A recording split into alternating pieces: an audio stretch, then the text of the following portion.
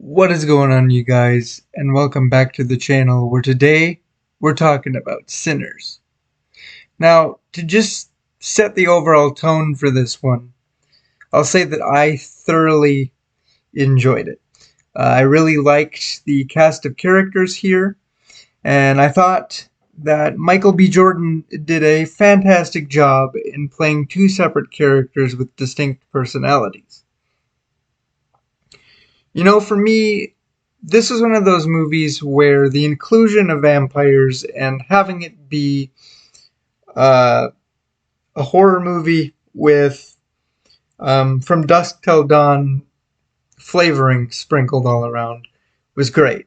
I'm never going to knock anything like that. I'm never going to look down on it and treat it as a negative. But had those things not been there, had this just been uh, a, a gangster movie set in 1930s Mississippi, I probably would have been just as fine. Probably would have liked it as just as much. Because I really enjoyed getting to know these characters, watching their interactions, and learning all of their interwoven connections and everything like that. Which I guess is my way of saying that I wasn't particularly bothered by the pacing of this movie. But to move on to the vampires, to start, I will say that I appreciated that it didn't feel like they were just thrown into it for the sake of being there. Their existence is rather significantly tied to the plot. Um, I think it goes without saying, but music plays an integral role in this whole thing. And the opening of the movie goes on to cover a little bit of lore where there's these musicians that have popped up all over the map across space and time. And you'll have to forgive me for not necessarily remembering what the movie refers to them as. I think there's many proper names, but essentially the idea is that there's these musicians that through their music are able to bring people together, unite people together, bring communities together, and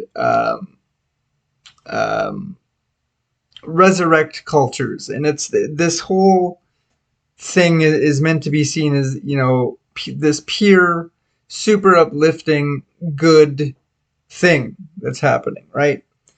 But that doesn't mean that they can't just as easily attract evil things um, around them, which is the crux of the conflict that we have here. Um, I really appreciated also the attention to detail in terms of the vampiric lore and the excessive use of their needing to be invited in before they're able to cross a threshold and have access to their prey. Um, and, obviously, this is a movie that is set during a very volatile time in our country's history where you've got a lot of things like racism and other social justice issues kind of flying around at the forefront of everything.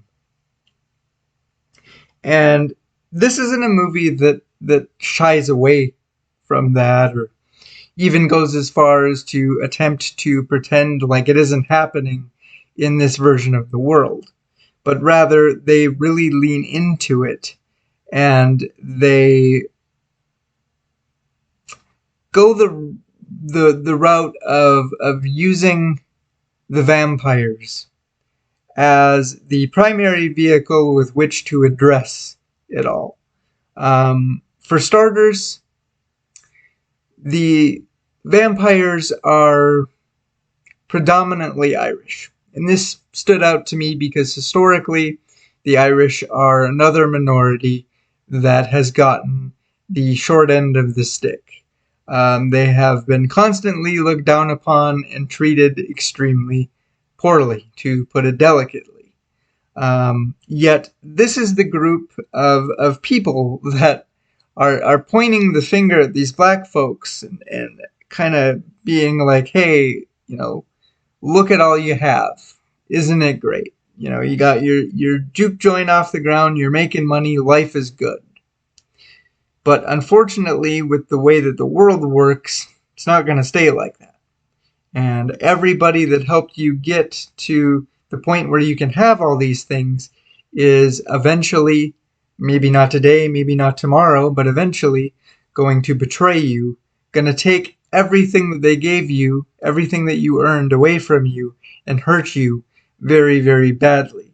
But then there's us, where it doesn't matter what color your skin is. You could be white, black, yellow, purple, polka dotted. It doesn't matter. We will accept you. We will embrace you. We are community. We are family. We are true freedom. And I just thought,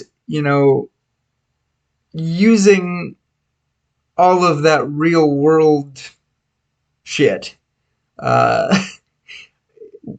as justification to and temptation to get the humans over to the vampire's side was a really clever and ingenious use of all those different elements. But another thing I wanted to discuss in this video was that I had briefly caught wind of a little bit of controversy concerning this movie and representatives of the Christian faith. Specifically, the issue that this movie glorifies hoodoo over Christianity.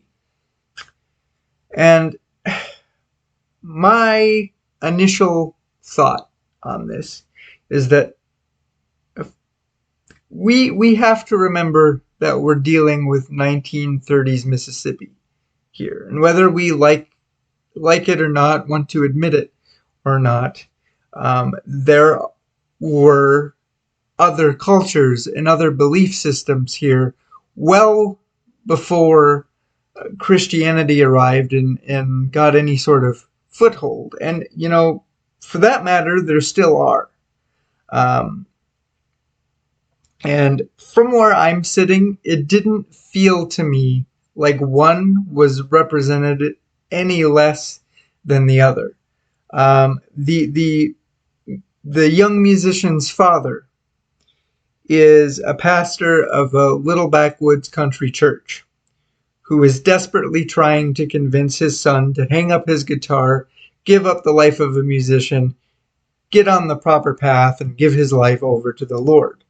And this stance really perpetuates the whole thing about secular music, whether it being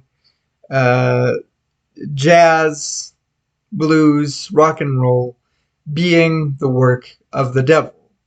And then we have the real life loose inspiration for all of this, which is the legend of the devil at the crossroads, where Robert Johnson was said to have met the devil on a dirt road in Mississippi, where he sold his soul in exchange for the ability to play the guitar and be really good at the blues.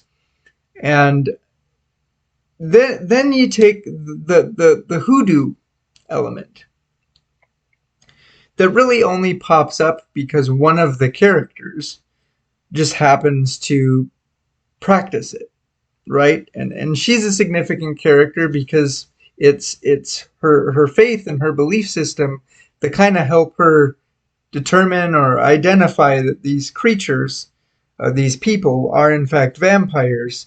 And she's the one that kind of tells the group what they need to do to survive and fight them off. And personally, I just thought it was really, really cool to be focused on a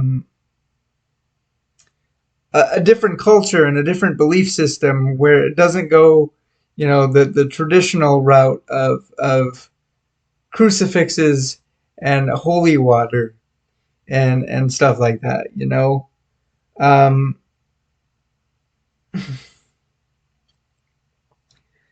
I don't know. I think the scene that I think pissed everybody off in regards to this was the one where the young kid has been cornered by the head vampire. He's about to die, so he uh, instinctively recites the Lord's Prayer.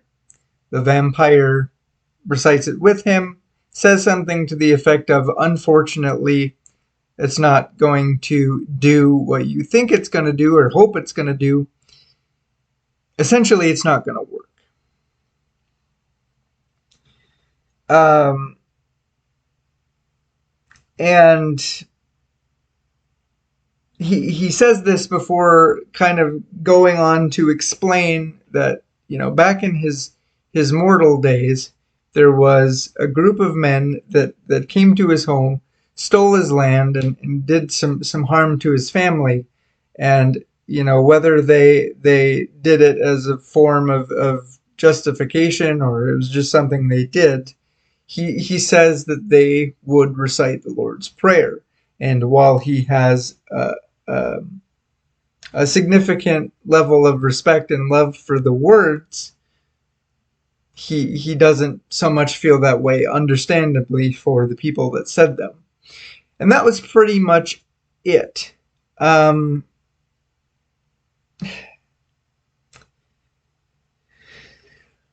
I don't know. Going into all of this, I was I went into this movie and specifically was watching for that scene with my cackles up a little bit, expecting that it was going to be something super blasphemous.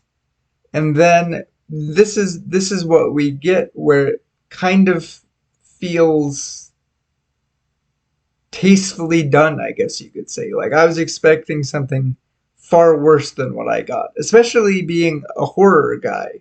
You stop to consider for a second, you know, pretty much every demonic possession movie out there has some pretty unapologetic, intense examples of mocking Christianity and God and Christ and everything associated with it in some pretty extreme ways, some of them. So when compared to, where we could go on the scale of intensity or whatever, this this ain't nothing. Um, Certainly not as bad as it could have been. Uh, Now, moving on to my negatives, I guess it's a short list, pretty much almost non-existent, um, and I guess you could say for the large part is just nitpicking more or less, but I'm gonna go over it anyway. For one thing, I felt like the concept of Native American vampire hunters was quite intriguing, and it was a shame that they didn't have a larger part to play or come back in any real way, like in the final battle, for example. Um, and in regards to the final battle, I would just say that I wish it had been a little bit longer or more drawn out, primarily because it takes such a long time to get there that when we finally do, for lack of a better term, it just feels like it blows its load super early and then it's just done and over with before it really gets going. And I would say my biggest negative comes in the form of a particular scene where the young musician is performing in the juke joint. And while he's playing, it kind of drifts into, I guess, kind of a historical overview of African American music. There's tribal drums, there is jazz instruments, electric guitars, hip hop equipment, everything. And don't get me wrong, I completely understand why this is there and what they're trying to do and imply and bring across to me, the viewer. But my issue comes in when, you know, at this point in the movie, I was very engrossed in the time period where we're in.